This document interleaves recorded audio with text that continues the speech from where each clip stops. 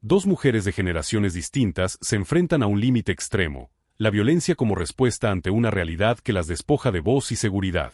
Cada una toma una decisión desesperada que cambia el curso de su vida y de las vidas que les rodean.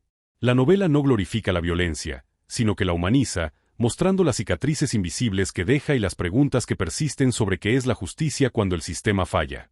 1. La sombra en la escalera. La ciudad estaba tibia y gris aquella noche, con la humedad pegándose a las paredes y el murmullo del puerto dibujando sombras en las persianas. Isabel, 37 años, trabajaba de cajera en una tienda pequeña.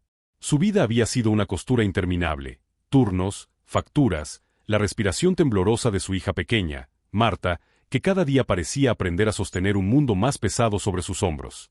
Aquella noche, Marta volvió a casa tarde, con la mirada perdida. Un hombre la esperaba en el vestíbulo del edificio, alguien que sabía cómo insinuar miedo sin pronunciarlo en voz alta. Isabel lo reconoció de lejos, un vecino que se hacía pasar por amigo, pero que dejaba la huella fría de la intimidación en cada conversación. Él no estaba ahí para hablar, estaba ahí para hacer daño. La reacción de Isabel fue un salto en el tiempo a años atrás, a una casa pequeña con una cocina que olía a sopa y a secretos. Recordó a su madre, que había aprendido a sobrevivir a golpes y a mirar a los ojos de la gente sin perder la voz. Recordó también que, cuando ella era joven, alguien le había dicho que la violencia no era solución, que las cosas se arreglaban con palabras y con la denuncia. Pero Isabel sabía que las palabras a veces se deshilachan cuando el miedo nace de verdad. El puño del hombre ya estaba levantado para amargar el aliento de Marta. Isabel, sin pensarlo dos veces, se interpuso entre ellos. El mundo, que parecía seguir su curso sin mirar, dio un giro.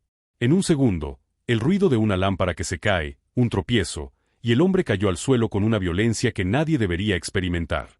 Cuando todo terminó, Isabel supo que ya no podía volver atrás. Había actuado para proteger a su hija, para impedir que el miedo fuera el dueño de sus días. El silencio que siguió fue más pesado que cualquier palabra, no había aplausos, solo una respiración que se detenía, una mente que repasaba cada segundo de lo ocurrido para entender si aquello era correcto o si solo era necesario. Isabel recogió a Marta en brazos, la llevó a la cocina y cerró la puerta del mundo exterior detrás de ellas. Las horas siguientes, el peso de lo hecho se volvió una presencia constante, una pregunta que no tenía respuesta, una culpa que no se iba.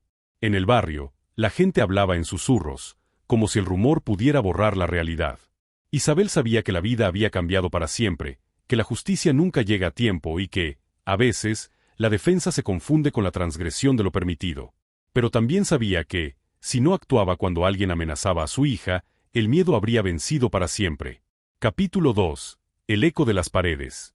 En el año 1978, en una casa que parecía resistir el paso del tiempo, Clara, abuela de Isabel, vivía una vida marcada por las cicatrices invisibles de una violencia que a veces solo se comprende cuando ya es demasiado tarde.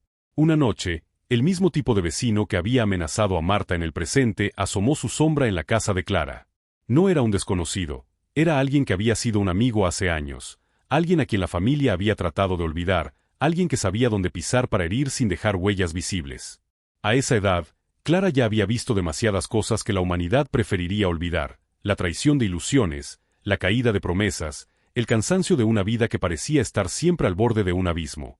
Cuando el hombre dio el primer paso para acercarse a la hija de Clara, fue como si el tiempo se doblara sobre sí mismo. Clara no era una joven, pero conocía el miedo de la primera vez que un cuerpo ajeno cruzó el umbral de su casa con intenciones oscuras. En aquel instante, la memoria de su propia madre, que había vivido y sufrido aquello que nadie debería vivir, despertó dentro de ella, un recordatorio de que la defensa de la familia podía convertirse en una acción que desbordaba lo permitido. El desenlace fue rápido y contundente, una ejecución que no se planificó, sino que surgió como una necesidad urgente. La mano que sostuvo la herramienta para defender a su hija fue la mano que no podría retirarse de la garganta de la violencia.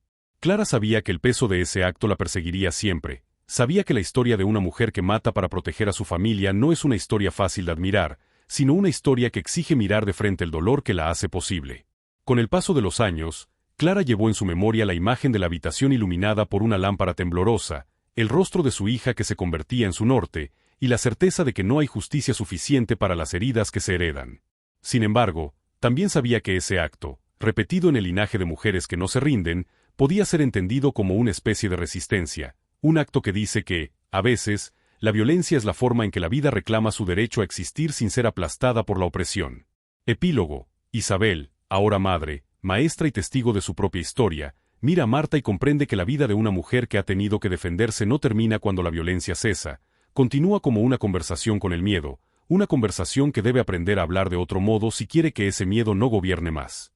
En la casa de Isabel, las fotos de Clara y de la generación anterior cuelgan en la pared como un recordatorio de que las decisiones extremas dejan huellas que duran toda la vida.